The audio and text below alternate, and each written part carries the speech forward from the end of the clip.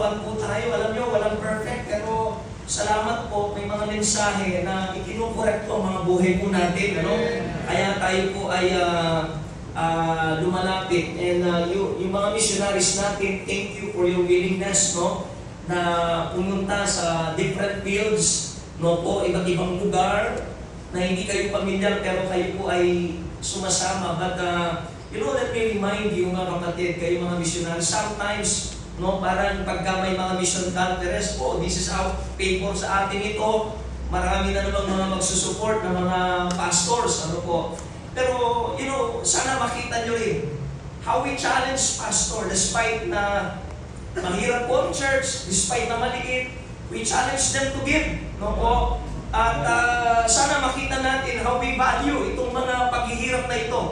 No po. At sana huwag naman pong mangyari na meron pong mga challenge na binibigay po pagkadalo natin at nabigyan na po natin ng mga prayer card, yung mga pastor, and then aalis na tayo, kakain na tayo sa labas. We don't care kung ano pang mangyari doon na mahalaga na send po natin. Or sana wag naman po na during mission conference ay may mga missionaries na natutulog. Uwi na ako, matulog na ako, nagawa ko na. You see, mga kapatid, salamat po. Kaya po minsan, tandaan niyo po, hindi lang, not only to encourage people to give our church, but we have also to remind lahat po ng mga missionaries natin na i-remind po natin na maging mabuting katiwala sa mga pera ng kaban ng iglesia na ibinibigay po natin sa kanila. Because you know the sacrifices. Nakikita natin yung mga sacrifices ng mga churches natin.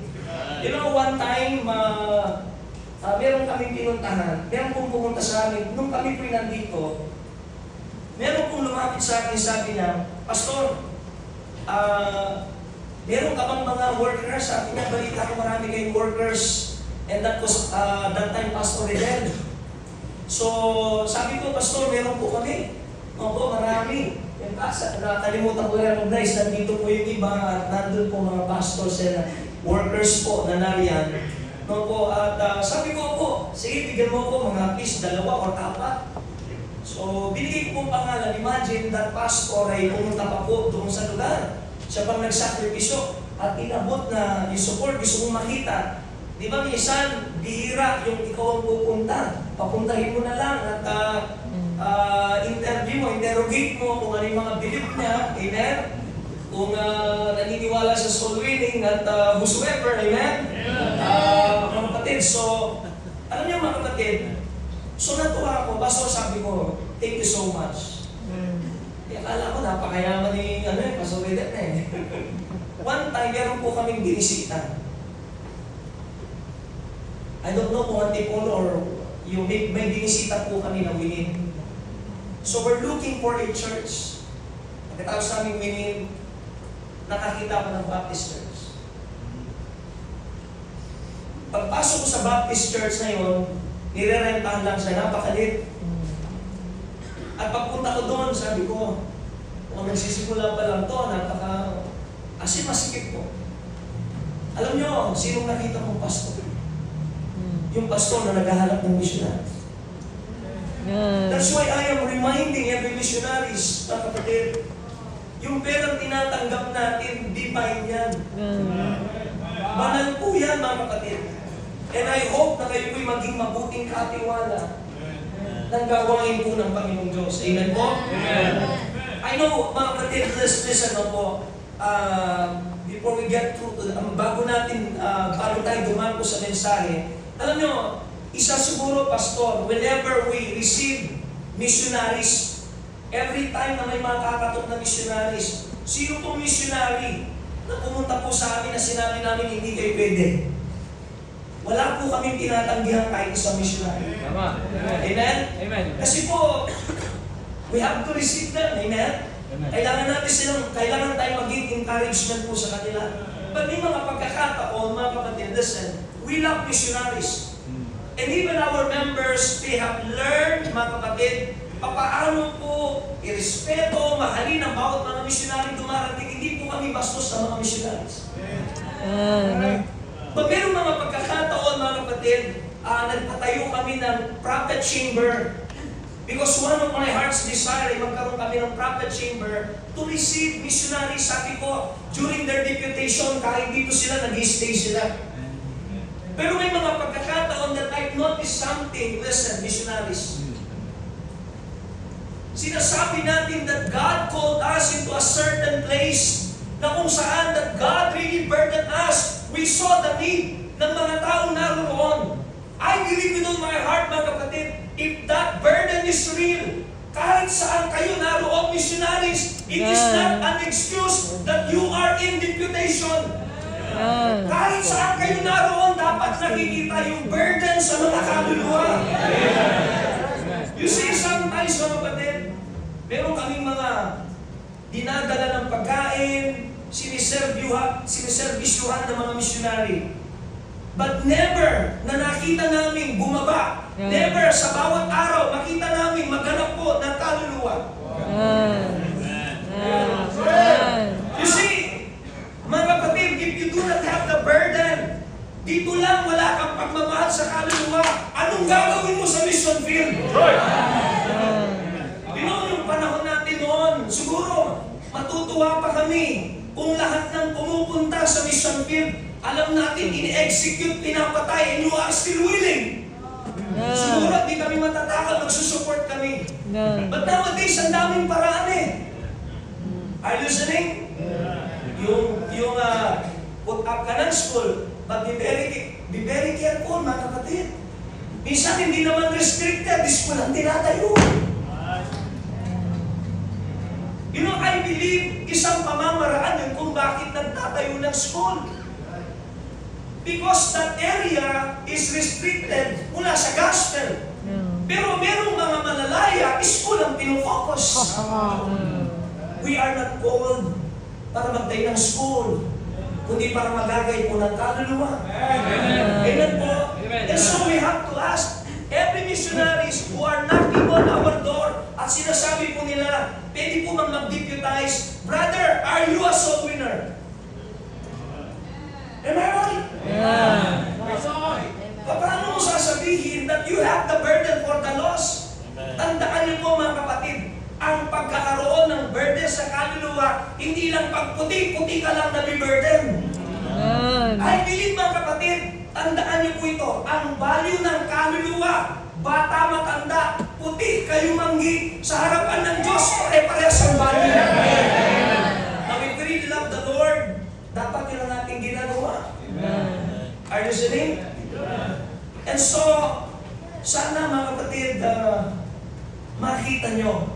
Ako habang sinachallenge, nakikita ko yung mga buhay ng mga pastor, yung mga miyembro, how they encourage to strive, to love, no po, to support mission, to love the Lord, at nagbibigay po sila, mga kapatid. Para sa akin, hindi ko kayang gasusin yan ng basta-basta. Are you listening? Napakahalaga po yan. Pastors that are here. Ay, pag narinig si Pastor Ramiro, salamat po, Pastor. Masakit po yan, pero salamat. Nagbibigay pag-iingat sa amin. Alam niyo, mga kapatid, mahirap, madaling matangay kapag wala tayong alam na babala. Are you listening? Madali pong matangay sa mga tao, sa mga grupo na ito, na kunwaring pinupromote ang misyon, pero para sa kanilang sariling kapakanan. They don't even have report about mission. Mga kapatid, they encourage the people to give for mission, pero wala silang report about mission. Why?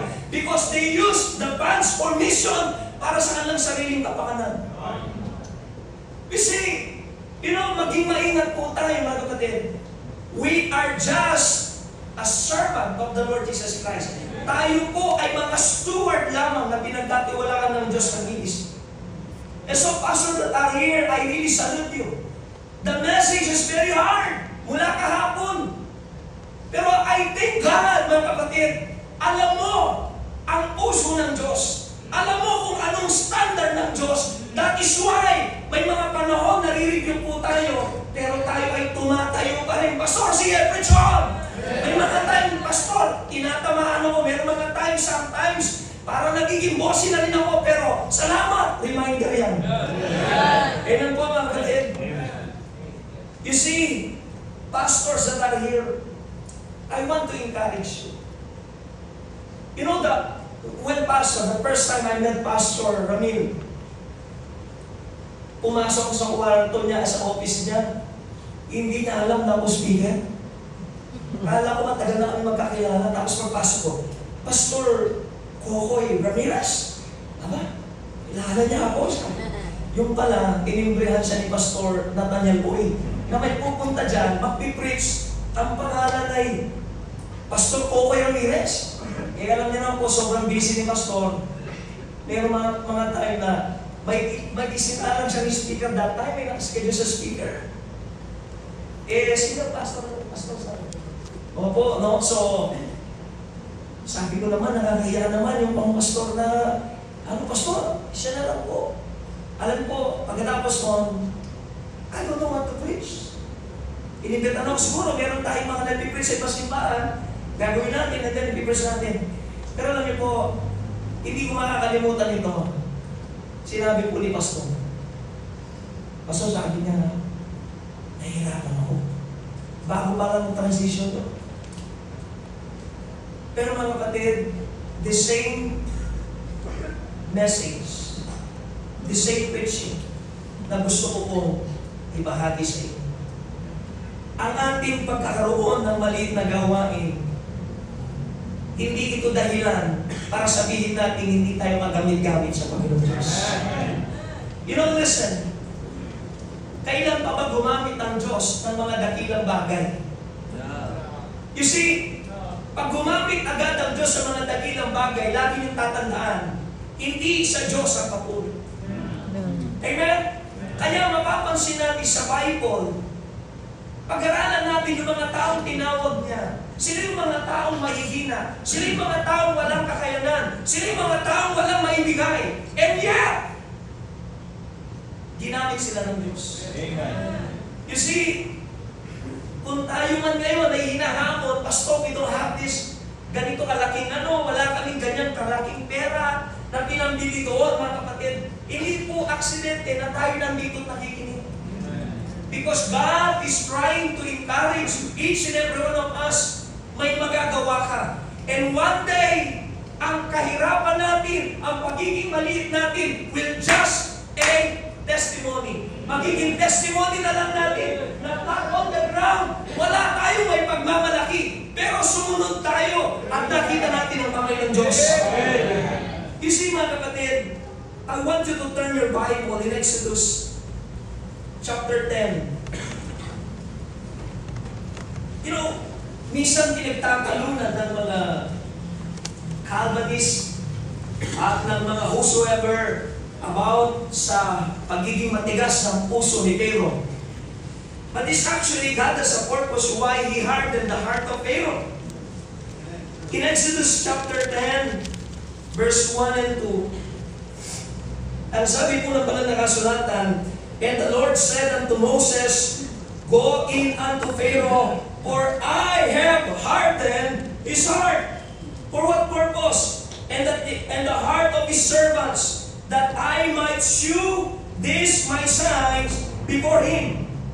In verse 2, the Bible says, And that thou mayest tell in the ears of thy son, and in thy son's son, what things I have wrought in Egypt, and my sign which I have done among them, that ye may know that I am the Lord. Listen to this. Gusto ba natin na mayroong panghenerasyon na patuloy pong kikilala sa ating Panginoong Diyos, patuloy pong tatawag sa ating Panginoong Diyos? Listen to this, mga kapatid. Huwag tayong matakot sumunod. Kasi kung mayaman na tayo, kung mapera na tayo, ano pang testimony ituturo natin? You know, every church has a story. Pero sana, ang kwento ng mga simbahan natin, nagbibigay kapurihan sa ating Panginoon Diyos. Siguro meron po dyan, yun nga po, binabantay ng preaching mo, Pastor. Amen? Meron po mga tao dyan na siguro sinasabi nila, wala lang kayo kasi, kaya ganyan ang preaching nyo. Nainggit lang kayo kasi ganyan, wala kayong ganito eh. Kaya kami binabanatan nyo. Marami may kaisipan po na ganyan. Pero God knows our heart. Alam nyo, mga kapatid, just want to share testimony. God bless us so much. Siguro may paraan din ng Diyos kung bakit ginawa niya po ito because dumating po yung time, gusto ko lang pong i-share. Alam niyo mga kapatid, my heart's desire, lagi, is to prove what God can do sa mga maliliit na simbahan. Pinupuntahan po talaga namin yan. Tumutulong po kami dyan. And pinapakita namin mga kapatid na sa lahat ng gawain ng Panginoong Diyos, if you were going to recognize God at kung anong magagawa niya, may mangyayari. Isa po dyan sa simbahan na tinulungan namin ay ang Trinity Baptist Church. It's a dying church. At bunga po dyan, alam po ni Pastor Edward kasi nakita niyo yun. It's a dying church. Salamat, may ispino. Wala na po, pagpunta ko doon mga kapatid, matatanda na lang. Ibig sabihin, pag namatay na matanda, asking matatanda. Kinabahan niyo matatanda. Kasi pag nawala na po yung matatanda, tapos na church. Matanda na rin po ang pastor. So, salamat po na meron akong Pastor Tony Bautista, na hindi sakim sa ministry. Sabi niya, sige magtrabaho ka. Nag-work po ko doon, mga kapatid. May mga, sa biyaya po ng Diyos, sa kagalingan ng Panginoon, we're just an instrument. May mga Bible student, may mga nag-aaral ng mga Bible student, mga kapatid, pinagpala ng mga kabataan, at nung malabo na siya, bumalik lang sa church. Yung isa na, kasama natin eh. Asawa pa ng pastor. Amen? Amen? Alam niyo mga kapatid, after that, meron pong tinatawag na simbahan sa akin. Ito po yung current church sa akin pinagpapastoran. For 17 years, it's a dead church. As in talagang patay po yung sabi ko nga po sa inyo, first time kong ibinigay yung aking motorsiklo sa church. Magkukumute ako, first time ko mag-commute, kung pagdating ko sa kanto, ng mga tricycle, nandun naman ang ruta nila. Sabi ko, dalhin niyo po ako sa Baptist Church. Baptist Church. Saan yun? Doon po sa Del Carmen. Pero mga Baptist Church doon. Bumaba pa siya, tinanong yung mga kasama yung tricycle driver, may Baptist Church ba doon? Meron po, pero di nila alam. It's a dead church. Pero you know, yung heart na binigay sa akin ng Panginoong Diyos, mga kapatid, I don't know, Pastor, katulad niyo po, ayaw ko napapahiya ng aking Panginoon. Amen. Amen. That's why kahit saan man yan, I am willing to work at improve. Mga kapatid na, nung tayo tinawag ng Diyos, hindi tayo tinawag ng Diyos para makita ang gawain niyang patay. Kundi pinagpapala ng Diyos. And because of that, mga kapatid, ang gawain ay pinagpala po ng Panginoon. Amen. Binless po ng Panginoong Diyos ang kanyang gawain. Actually, mga kapatid, we have a team.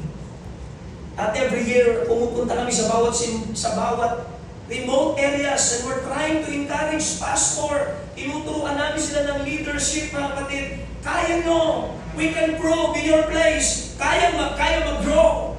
In fact, one time we have, meron po kami isang missionary na gusto na niya umuwi. Sabi ko, bakit? Pastor, mahirap sa lugar namin. Sabi niya, wala pong naliligtas.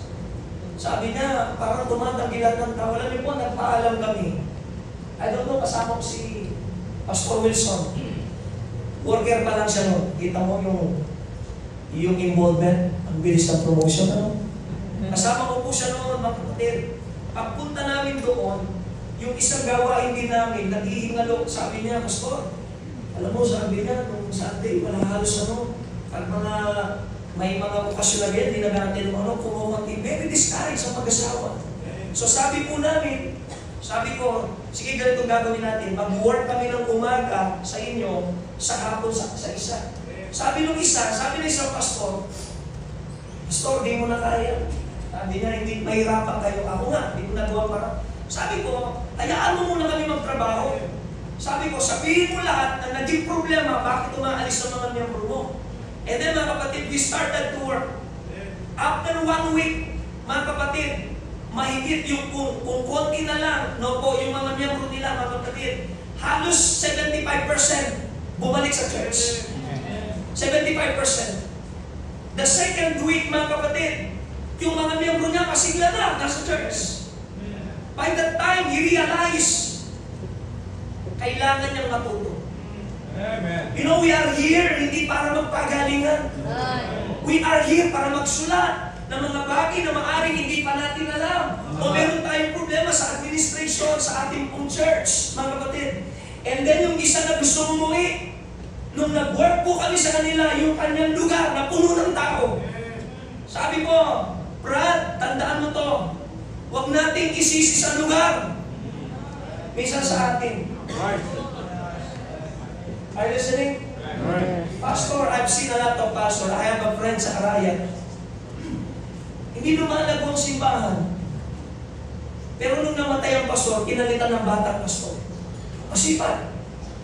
Ngayon po yung kanilang gawain, we just preached last Sunday, yung kanilang gawain, punong-puno, tapos, mga kapatid, yung ibang tao nasa labas pa. Alam niyo mga kapatid, kailangan lang natin tingnan, huwag natin isisi sa mga tao na sa paligid natin, matigas ang lupa. Kailangan natin tingnan mga kapatid, are we still able? We see mga kapatid, tandaan niyo po this team, no? Itong team natin, tayong lahat na narito. How many messages that we have heard from this team? We are well able. Listen, hindi lamang po namin tinuturo na we are able. Kaya mo yan. Kundi, we are well able. Kaya po natin inan po. Now, alam nyo, kahit anong challenge dito, ang kapangyarihan ng Panginoong Diyos will always bounce back if there is unbelief sa bawat isang puso. That's why we want to prove kung saan man kami pumupunta na, mga kapatid, just believe. Maniwala lang kayo sa salita ng Diyos. Ingat po. Kaya tayo mga pastor, mga kapatid, let me remind you, there is a Bible in our hand every time we preach. Amen? Listen carefully. Preach what the Bible teaches. Yan po ang makikita natin sa laloma. Amen? Preach what the Bible teaches. Don't just preach, but also believe what you preach. Amen? Minsan ang galing natin mangarap, pero mismong tao, pag nagre-respond ng mga tao natin, nakakalungkot naman kung ang mga miyembro, Pastor, kailan tayo magsusupport sa misyon? Sasabihin mo, di ba natin kaya? Bumaba ka na dyan sa pulpito, kapatid. You know, God called us to preach about the principle of this book. Ang trabaho natin is to preach the Word of God. Amen? Now, gusto kong malaman yung mga kapatid, hindi na natin babasahin pa maraming talata. Ginamit ang salitang, we are well able. Amen? We are well able. Pag sinabi, we are well able, kayang-kaya. Hindi lang kaya, kayang-kaya. Amen? We are well able. Mga kapatid, Caleb is trying to convince the nation, mga kapatid, is trying to convince, habang ang mga tao ay natatakot, teka lang! Hindi nyo ba alam that we are well able to possess that land? Amen? We are well able. He's trying to convince. At tayong mga pastor, tandaan niyo po, may mga fear sa mga members po natin. Pero ang trabaho natin is to encourage them na magtiwala sa ating Panginoon Jesucristo. Amen? He's trying to encourage the nation to possess ng mga kapatid the land. Because in this situation, there are two different perspectives. Number one, the human perspective. When we talk about human perspective, you rely upon your capability and ability. Tinitignan mo parati ang iyong kakayanan. Are you listening? In human perspective, mga kapatid, pag pag-uusapan yung human perspective, this mission is impossible. This mission is impossible. Hindi talaga magagawa. Listen to this. Sa gawain, sa ministry po natin, why God promised, and lo, I am with you always. Listen to this. Hindi mo magagawa yan sa sarili mo. Amen. Hindi natin kaya, mga kapatid. Ito'y gawain ito ng Panginoon. Hindi natin gawain. Kaya kung gagawin mo sa lakas mo, hindi mo magagawa. That is why, mga kapatid, Yung human perspective, this is a mission impossible. Why? How can you face those giants?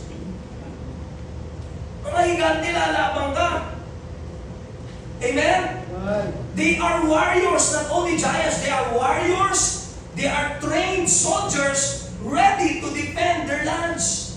Talagang ipaglalaban nila ang kanilang mga lupa, mga kapatid. Amen? In fact, we can see here how the 10 spies, paano nila inilarawan ng mga kaaway compared to them. Amen? I don't know how they exaggerated the story, but their point was, wala tayong panama sa kanila. Di natin kaya yan. Amen po? Sabi nila, mga kapatid, kumpara sa kanila, we are just grasshoppers. Ganyan ka-exaggerated. Opo, maaaring hindi talaga ganun kaliit. Pero yung gusto nilang sabihin, walang-wala tayong laban. You know, pag-uusapan ng world mission, titignan natin ang kalagayan ng simbahan natin, ang kakayanan natin. Talagang wala po tayo. Kaya nga, faith promise. You see, kaya nga, faith promise, huwag kang mangangako sang-ayon sa iyong kakayanan, kundi mangako ka sa kakayanan ng iyong Diyos. Amen? Yes, I agree, mga kapatid. This mission is impossible in human perspective. But in God's perspective, nothing is impossible. In God's perspective, nothing is impossible. Amen? Naalala ko po ang aming pastor. Mayroong pagkakataon ng aming pastor. May mga council po kami dati. Namumukahan po. Ang Open Door Baptist Church, nakarating na tayo, pastor. Pag mag-support kami ng mission, ang sinasabi po ng mga deacon, hindi ko pa makalimutan ng mga pangalan ng mga deacon na kontrabita. Alam po, sabi nila, pastor, hindi kasama sa budget yan. Di ba meron tayong 1-year budget? Hindi kasama yan. Taon-taon laging ganun. Pastor, di pa natin kaya. One time, in-invite po kami, namumupangan kami, minsan yung support po ng aming pastor, installment. Wala laging pera, kasi hindi nga kaya, sabi ng mga deacons. One time, nagpunta po kami sa, I was the camp director that time, and sabi ko, pastor, pwede ba mag-camp? Napakalayo na sinabi ko. Pero sabi ng pastor, for the sake na hindi mapahiya si Kokoy, sige, punta tayo doon sa lugar. So, para lang pagbigyan ako, kasi isla yung gusto kong campsite, pupuntahan. So, pagpunta namin doon sa campsite, mga kapatid, doon sa campsite na yun, very dry ang lugar. Dry po. Pero alam niyo po, sa Siapar, Bulinaw, Pangasinan po yun. Mga kapatid, doon sa lugar na yun, pagkakita mo doon sa lugar, talagang dry. Pero meron isang Baptist church doon. Pagpasok namin, sabi ng pastor ko paglabas niya, napahiya ako sa Panginoon. Napahiya ako sa Panginoon. Sabi niya sa akin, hindi man pwedeng mag-camp itong mga bata, pero inalaw at nilayo ng Diyos makarating tayo. Sabi niya, tayo nandun tayo sa city. Hindi tayo nagsusupport. Samantalang ito, ano yung kabuhayan nila? Pero nagsusupport sila ng mission. By that time, mga kapatid, yung gawain na yun ay sawadi lang. Pero kung pupunta kayo ngayon, bato, napakataas. Pinagpala ng Diyos. Why? Totoo po ang pagpapala. Dadaloy pag naintindihan natin ang mission niyo. Kaya minsan, kung titignan natin ang kakayanan natin, walang mangyari. Umuwi po ang aming pastor dahil wala siya alam ng mga missionaries. Sabi niya, magpahanap ka ng mga missionaries. Opo, ang dami kong mga sa Mountain View, lahat, tinaas ko po sila pupunta doon. Alam niyo po ano pong ginawa ng Diyos? Doon na nagsimula na ang hirap, ang parating bitisip nagbago. Alam niyo po, pinagpala ng Diyos. Sasabihin ko sa inyo, ang pastor ko, hindi lang siya sociable sa maraming pastor. Simple lang siya doon, tahimik lang po. Pero malaki ang ginagawa ng Diyos po. Amen. Malaki po. Pinagpala ng Diyos ang kanilang gawain. In fact, mga kapatid, pagka may mga missionaries, minsan pag pumunta yung mga missionaries, kulang pa. We need 30 more missionaries, maghanap kayo. Pinagpala ng Diyos. Ang mga miyembro noon na mahihirap. Alam niyo po mga kapatid, maniwala kayo. Ang pastor ko, isa sa nakita niyang ministry, sa youth camp, marami nagsusuko ng buhay. Let's pray for, magkaroon tayo ng campsite, sabi niya. Alam niyo mga kapatid, nung i-challenge siya mga miyembro para magbigay, within one day, na-erase po nila mga kapatid yung 8 million. No, sabi ng miyembro, 500,000 ako, 1 million ako. Ilang tao lang yun. At ngayon malapit nang matapos. You see mga kapatid, kailangan lang tayong matuto, magtiwala sa prinsipyo ng Biblia sa pagpapala. It is more blessed to give than to receive. Amen? You see, from slavery in Egypt to wilderness, and from wilderness to the promised land, it is impossible for Israelites to conquer that land. Mula pa lang sa Israel, hindi na nila kaya. They don't have the power to overcome their enemies. They don't have reliable weapons against their enemies. But what is so amazing in this story is that from the very start of their journey from Egypt, God was with them.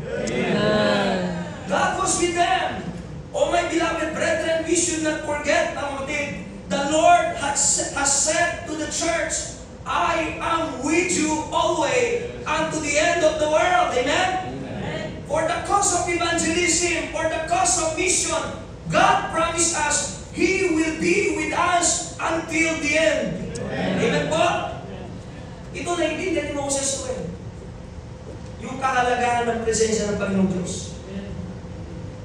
That's why, nung nag-usap ang Diyos sa si Moses, tama, na-quote ni Pastor kanina, Exodus 33:15. Sabi po ni Moses, and he said unto him, if thy presence go not up with me, carry us not up hence. Huwag mo kaming dadalhin, Panginoong Diyos doon, kung wala ang iyong presensya. Alam ni Moses na ang dahilan from Egypt, yung pananagumpay nila is because God was with them.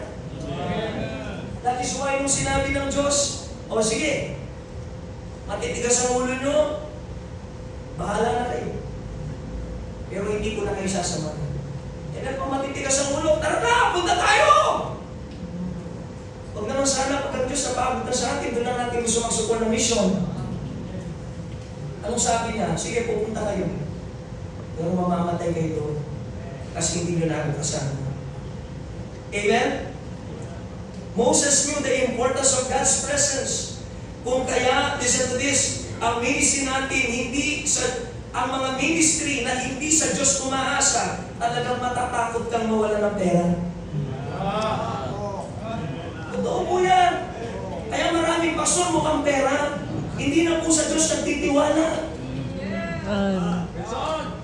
Ang sarap sanang sabihin, milyon ang mga pinag-uusapan, ito milyon to, binibigay ito mga milyon na ito. Ang sarap sanang marinig ang pera na yon kung yun ay gagamitin para po sa kaligtasan ng maraming kaluluwa. Pero ang nakakalungkot mga kapatid, yung mga milyong pinagmamalaki nila, yung bahay ko, 100 million yan. You see?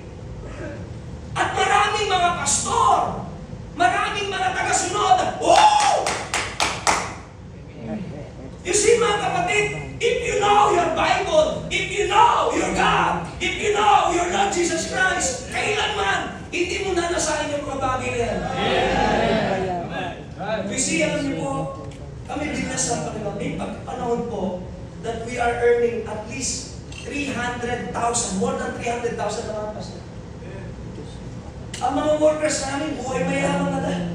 Sabi ko, laki ng pera pumapasok. Kasi po, during pandemic, nagkaroon kami ng business. Sabi ko, para makatulong sa atin, pinagpala po ng Panginoon. Alam niyo po, kung tignan namin ang pera nila, kumikita, wala lahat. Nasaan? Pastor, kahit malaking figure yan, wala. Bumubuhos lahat sa gawain ng Panginoon. Bakit po? Kasi nakita rin nila sa amin, bagamat kami pinagpala po ng Panginoong Diyos, mga kapatid, pero never kaming nagyabang na, yun nga, tinarabaho na namin, hindi pa kami nagyayabang. Yung iba, hinihingi lang sa miyembro ang yayabang.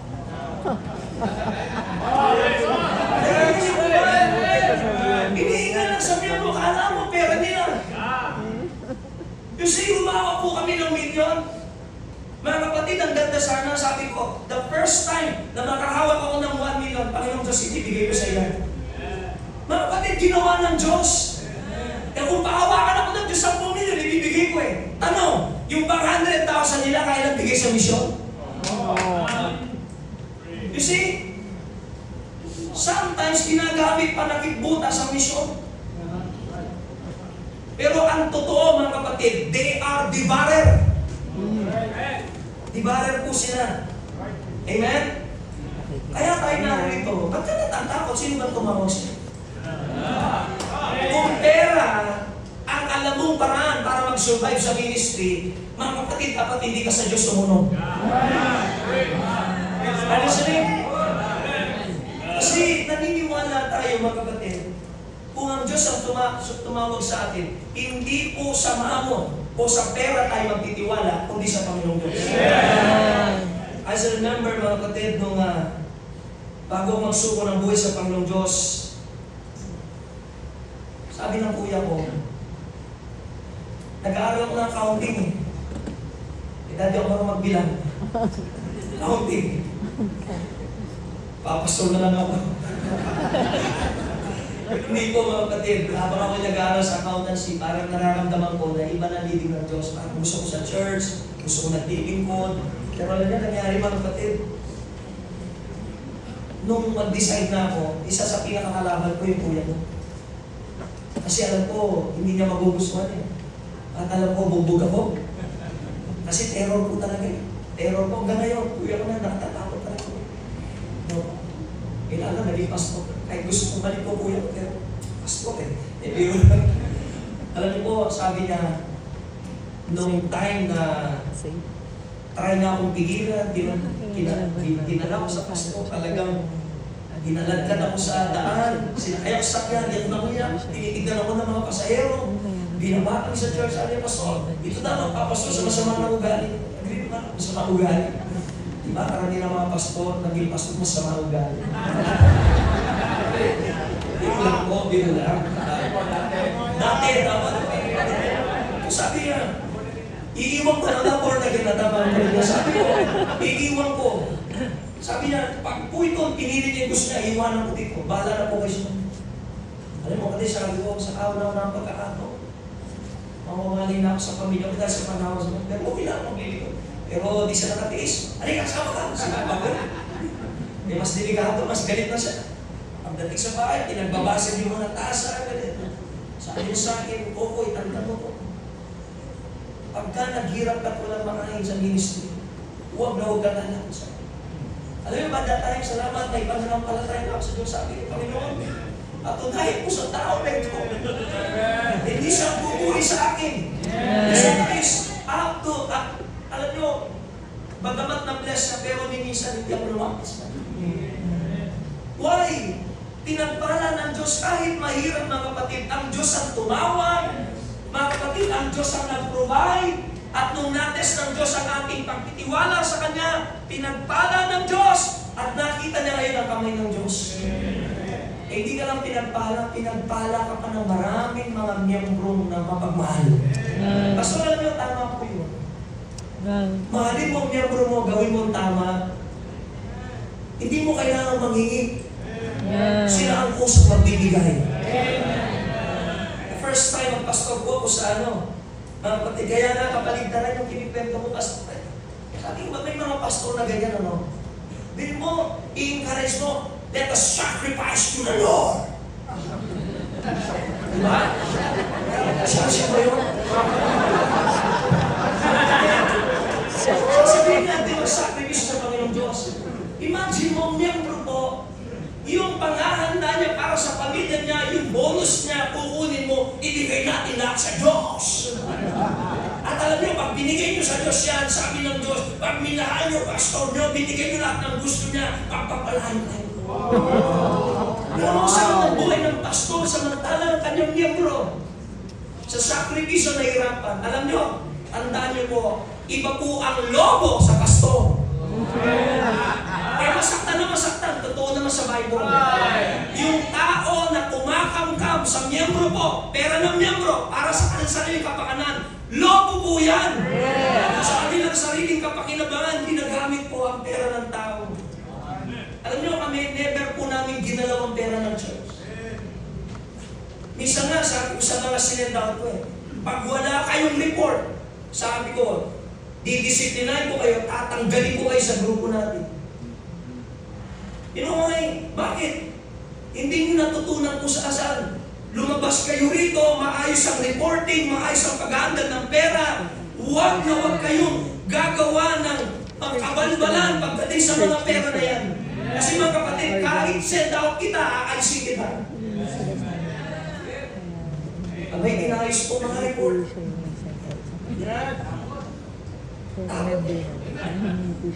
Alin mo yung tao na ganyan, mga kapatid, hindi mabuting katiwala. Are you listening? So, conclusion. Ay, introduction pa lang pala yun.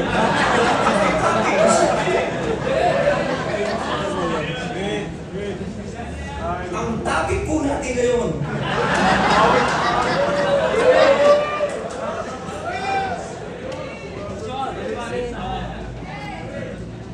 paano ba natin may pipris pa to? Parang conclusion na Topic, with God's presence, we are well able to fulfill the Great Commission. Amen. Alam nyo, lagi, we really love the Lord. Sabi nga, hindi mo pwedeng i-separate ang pagmamahal sa Diyos at pagmamahal sa Kanya. Pastors, can I ask you something? Ito po, heart to heart po. Maybe you've been used to it, na nagsishare ka ng salita ng Diyos, nag-win ka. But when was the last time you found yourself crying for the sake of the Lord? Amen. Mission conference po ito. Huwag natin kakalimutan. We are here to fulfill the Great Commission. Amen? Alam niyo anong ang pinakamasakit na katotohanan? When God saw the multitude, He was moved with compassion. Why? Sabi ng Panginoon, ang daming harvesting, but the laborers are few. Alam niyo ba mga kapatid, sa mga sandaling ito, whether you believe it or not, may mga taong namamatay na hindi pa narinig ang gospel. Ako sa prayer ko, may mga tayo minsan na naiba tayo ng priority, ano? Pastors, by the way, napakagaling. Minsan, may mga programa tayo that we set aside the most important. Ang pinakamahalaga sa church ay ang burden natin sa kanila. Alam niyo po, ang tamang pagmamahal at pagtanggap sa pagmamahal ng Diyos ay pagkakaroon ng puso sa mga taong malakas sa Panginoon. And this is the reason why we give. It is the reason why we sacrifice. Are you listening? Mga kapatid, meron tayong awit, souls are crying, men are dying. Marami pang mga taong hindi naliligtas. Marami pang mga taong nag-aantay. Alam nyo, last week lang, meron po kaming winin. Sabi niya, totoo bang langit at ano? Gusto ko marinig yan. It means, may mga taong nagre-reject, pero may mga taong talagang open. For the gospel, amen? Mga kapatid, sana mga kapatid, no, we don't have much time. Maraming taong namamatay. At sa conference sa ito, hindi lamang giving ang nasa isip dapat natin. But the value of the lost souls, mga kapatid, yung bawat kaluluwa ng tao na papahamak, napakahalaga. Amen? Now, mga kapatid, can I ask you, nung nagpastor tayo, ang layunin ba ng Diyos ay tayo ka ng building, amen? Pagpasikat ka, unong tayo tinawag ng Panginoon, listen to this, when God called us, nung nagsuko tayo ng buhay, bakit tayo nagpastor? Meron po dito na may pagmamahal sa Panginoon, hindi naman po nagsusuko ng buhay sa Panginoon. Sa ibang bagay, maglilingkod kami. But this challenge is particular sa bawat mga pastor na kasama natin at sa bawat mga missionaries. I believe with all my heart, mga kapatid, when God called us, the reason why we gave our life to the Lord is because nakita natin yung halaga ng kaluluwa. Are you listening? Nakita natin yung halaga ng kaluluwa. Pero ito yung tanong, mga kapatid. Pastors, when was the last time you win souls for the Lord? When was that last time? You know, ito pong masakit, this pandarayan ng Diablo. Ikaw na pastor, hindi ka nag-win. And you are expecting visitors Sunday. Ikaw na pastor, wala ang puso mo soul winning. Pagka nagkaroon na ng pagkakataon ng kapatid, ang soul winning hindi lang pagka may pagkakataon. Soul winning is a priority. Soul winning is a priority. Alam nyo, mahirap lumago ang church kapag hindi soul winner ang pastor. At mahirap maging soul winning ang church kung ang pastor hindi soul winner. Ang hirap na mag-win sasabihin niya, kung nga si pastor hindi nag-win, ba't ako mag-win? Are you listening? Tanong, meron ka bang ibabaptize kung wala kang i-win? You are praying na may maidagdag sa church, pero hindi ka naman lumalabas. Hello? At meron ka bang ibabaptize, mga kapatid? Meron ka bang i-disciple o idadagdag sa church kung wala kang ibabaptize? We see the secret of a growing church, soul winning. Pastors, listen to this. Ito po masakit na katotohanan.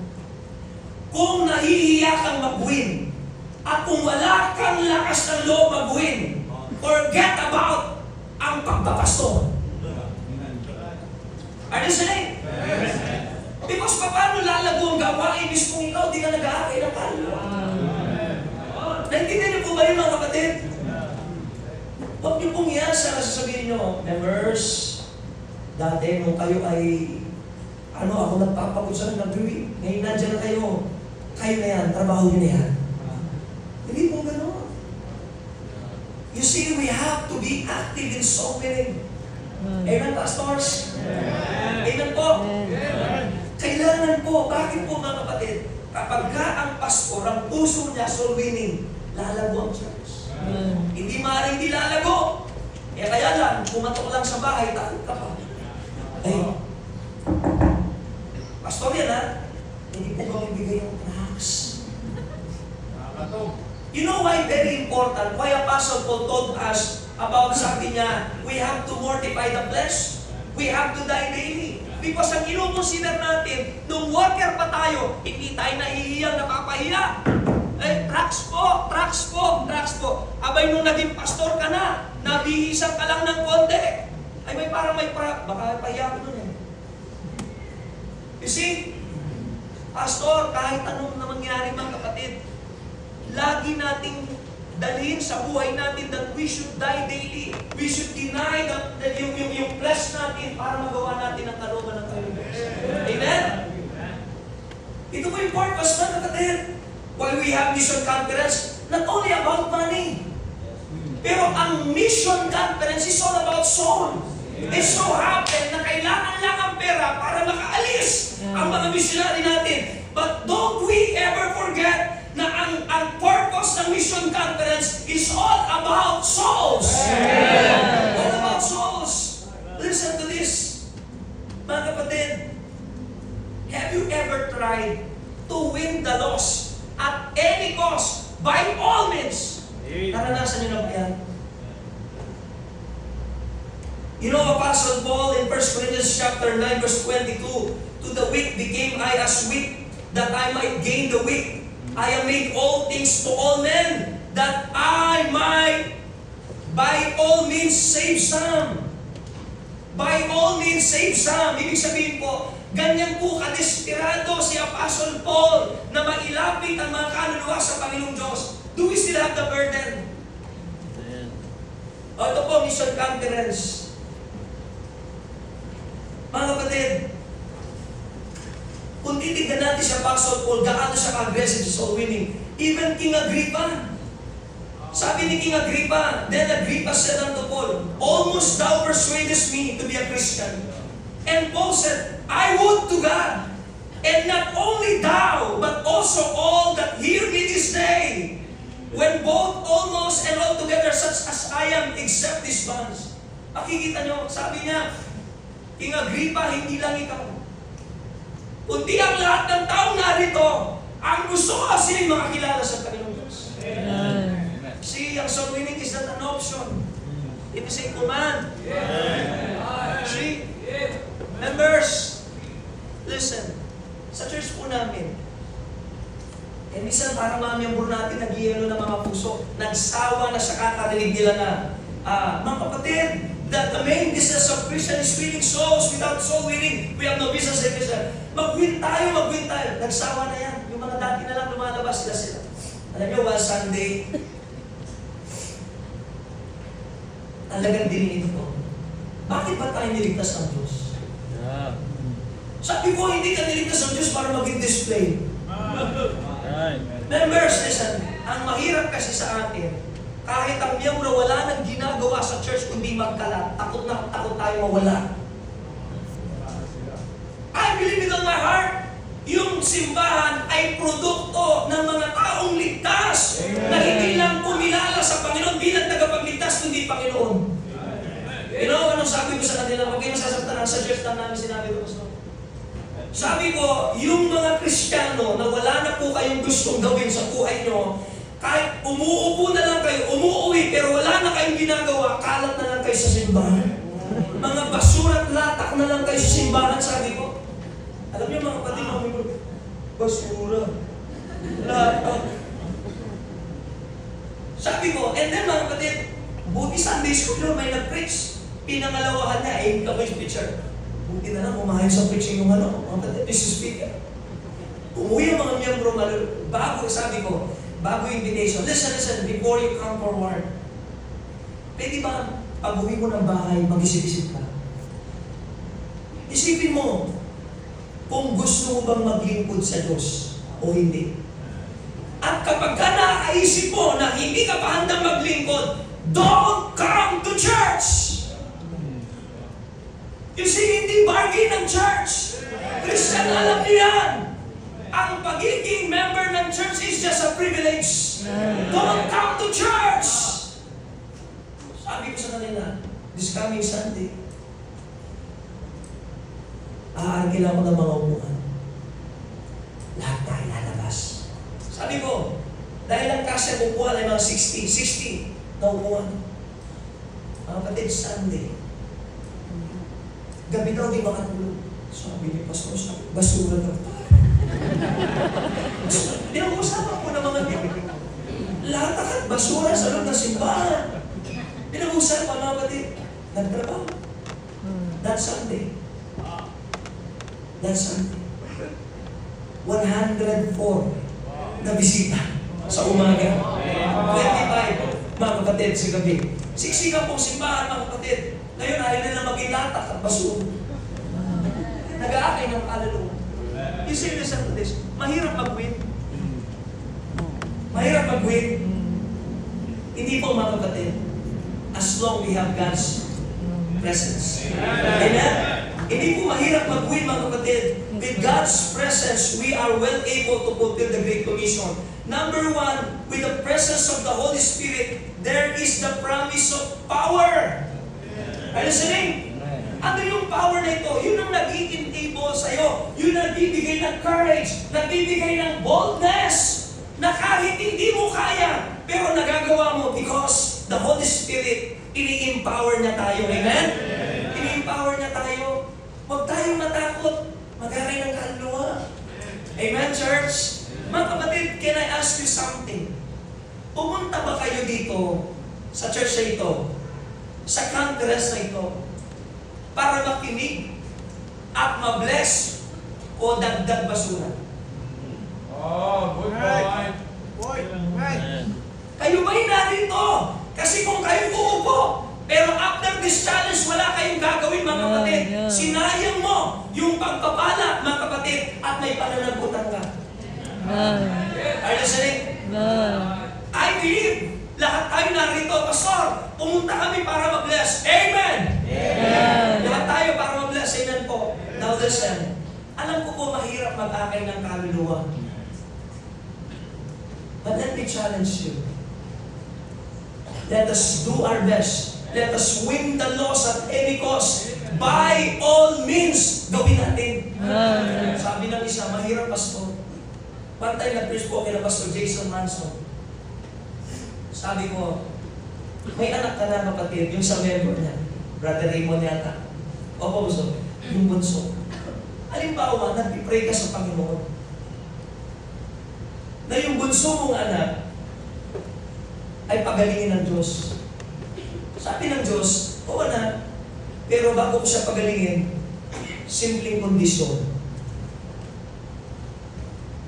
Pwede ka bang magdala ng 100 tao sa lugar sa iba? Kung kayo anak niyo yun, sasabihin, ay hindi, Lord, patay mo na. Patay mo na. Hindi ko kaya. If that is the situation, and if that is the condition, kaya niyo bang magdala ng 100? Basta kaya magdala. By all means! By all means! Sige na po, sama kayo. Lilibre ko kayo mamaya. By all means. Amen po. Sige na po, parang awa niya. Sumama lang po kayo. Kahit 2 oras lang po, sumama kayo. By all means. Why? Gusto mo mabuhay ang anak mo eh. Amen. Listen to this. If we really care for the lost, let us win souls.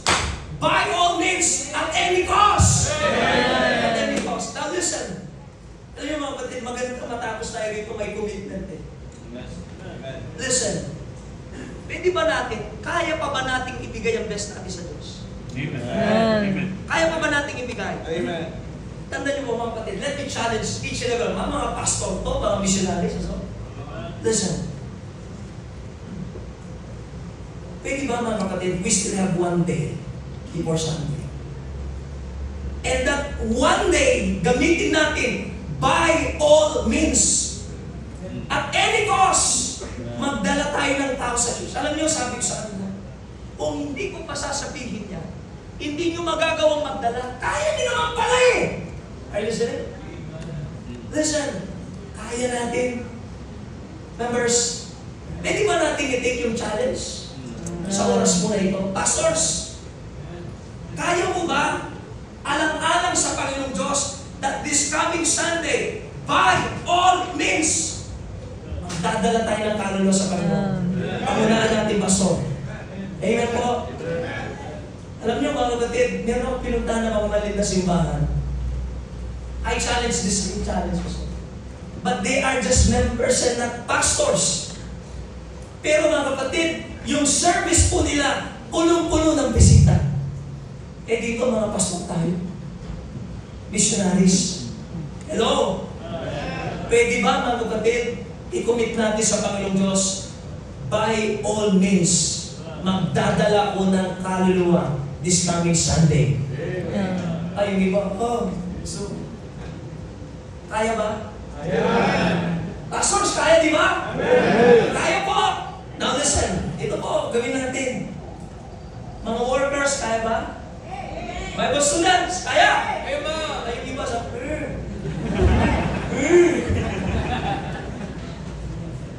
Alam niyo mga kapatid, minsan kailangan mong ibigay yung best mo para makita mo may magagawa ka pa pala sa gawain ng Panginoon Diyos. And we have to commit na, Lord, by all means, magdadala kami ng kaluluwa sa inyong paanan. Why mga kapatid? Wala na tayong excuse.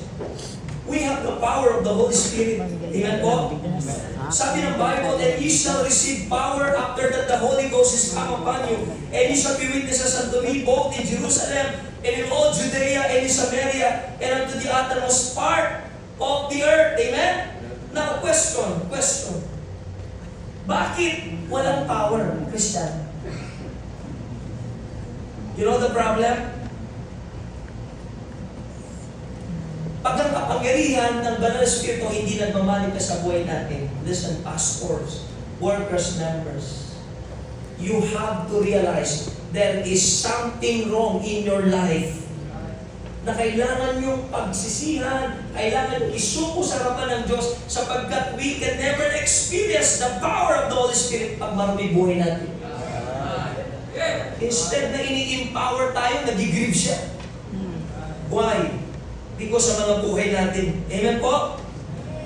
Alam niyo po, dito po, I think that akala namin mahirap eh. Sa aming church, we have few members. One of their goal is every day, one soul a day. One soul a day. Tapos po si Madam, ginawa niya last year, one soul a day. Natapos siya po isang taon, tuwan-tuwa siya. Oh! Eh yung punong-puno excuse sa pastor, busy kami sa ganito. Sige, ikaw lang dyan. Pero mga kapatid, sabi ko, this year, igugol ko yung one soul a day. Alam niyo ang sarap na yung kinakalawang mong lakas ng loob na hindi mo na nagagawa, ngayon po nagagawa na natin. Alam niyo ba yung pag nakakita ka ng tao, normal na lang na, pwede ko bang share salita ng Diyos?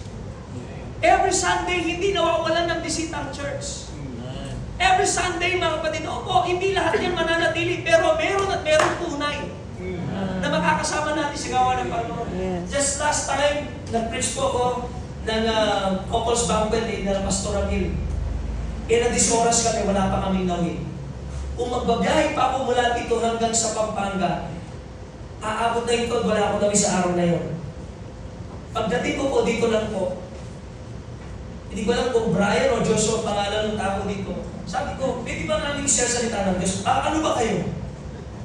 Sabi ko, mga Jehovah's Witness. Kasi, kilala na ang ano rito eh, di ba?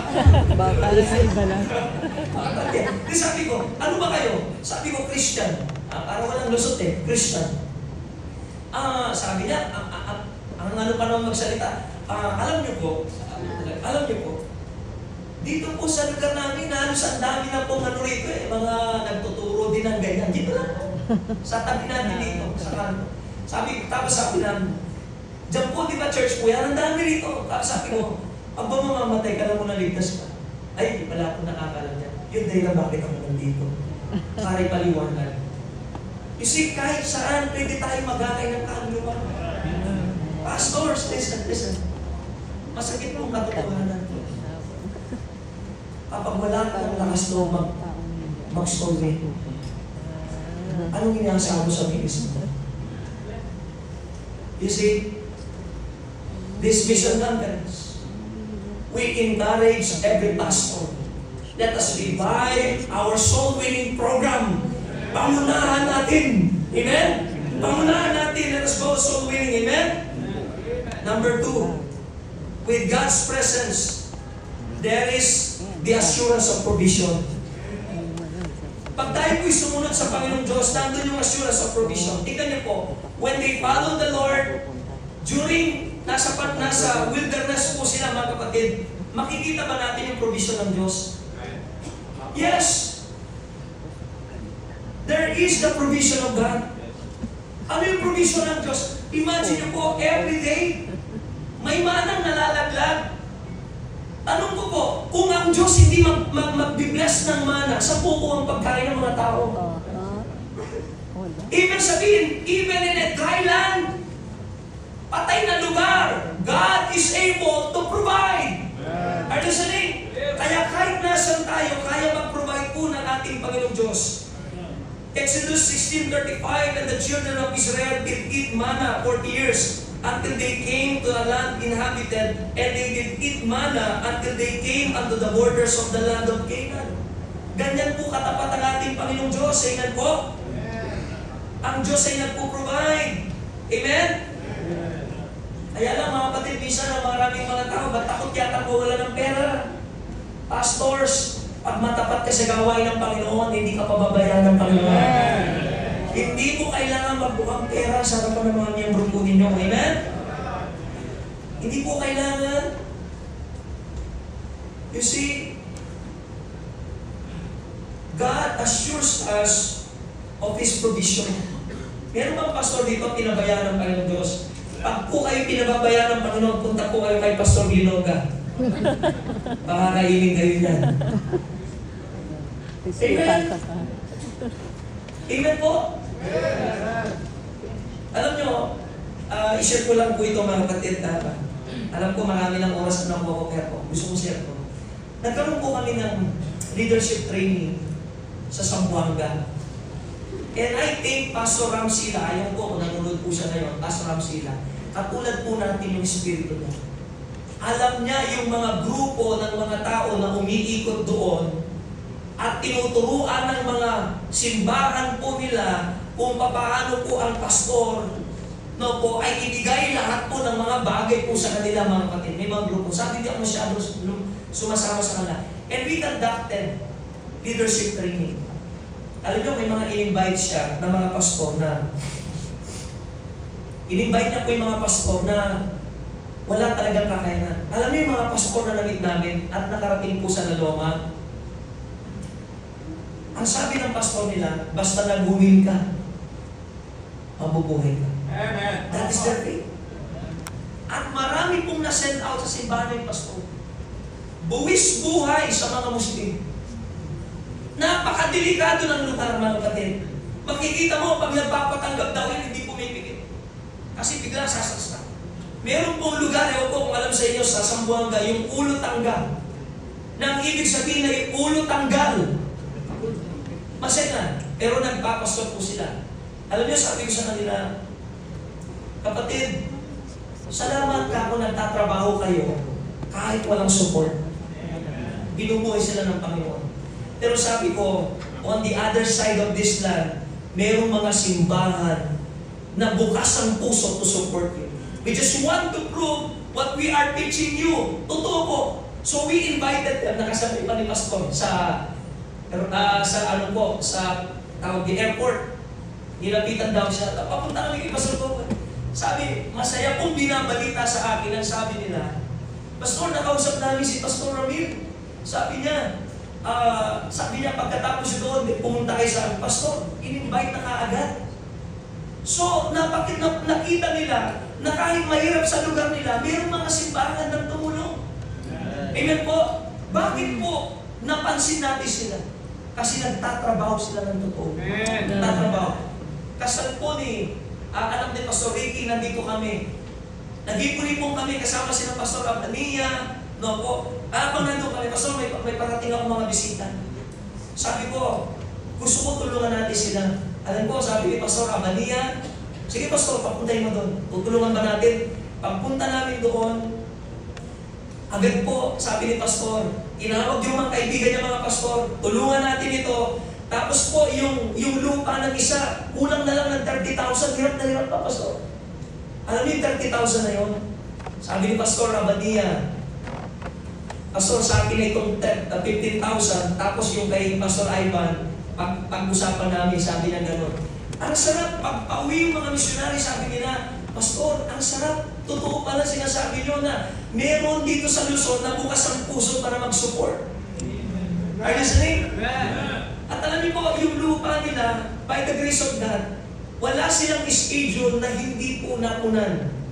May kumuha sa kanila, may nag-support. Pagdating nila sa kanilang lugar, tinulungan din nila yung kapwa nila mga missionaries. You see mga kapatid, kahit mahirap pong gawain, hindi tayo pababayaan ng Diyos. At meron pong pagkakataon, pag nakita ng Diyos yung faithfulness natin, God will open doors for us. Amen? Huwag tayong matakot mga kapatid, mag-support. Amen? Huwag tayong matakot magkaloob because, always remember mga kapatid, with God's presence, there is the assurance of provision. Meron ba dito pinabayaan ng Panginoon? Mga kapatid, tingnan po, pag pinabayaan ka ng Panginoon, tanong mo kung saan ka naglilingkod. Just follow God's program. Hindi ka mahirapan. Amen? And last, mga kapatid, with God's presence, there is the promise of divine protection. Sa pagpunta po natin sa field, mga kapatid, sinabi po ng Panginoon sa kanyang salita, and Moses said unto the people, fear ye not, stand still and see the salvation of the Lord, which he will shew to you today. For the Egyptians whom ye have seen today, ye shall see them again no more forever. 14. The Lord shall fight for you, and ye shall hold your peace. Let me encourage you sa ministry. Ayaw po ng kaaway itong mga bagay na ito.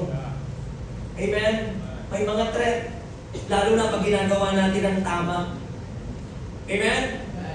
Lalo na pag pinapangaral natin ang tama, di ba, Pastor? Merong mga threat. Amen? At yung threat nanggagaling sa mga anyong tupa. But they are reckoning wolves. Ipagmamalaki mo pa kung hindi ka pastor. Kaya kung alisin natin pagiging pastor mo, diretso ka sa India. Are you listening? You see, mga kapatid, salamat po. Sa gawain, hindi tayo kailangan matakot gawin ang tama. Just preach what is right. Magkakay lang tayo ng kaluluwa. Why? God promised us a divine protection. Hindi tayo pababayaan ng Panginoon Diyos. Hanggat hindi pa po tapos ang Diyos sa buhay po natin, mga kapatid, magagawa natin yung ipinag-uutos ng ating Panginoon Diyos. Amen? So, I hope mga kapatid, nakita natin sa oras na ito, what is important dito, mga kapatid, is God's presence.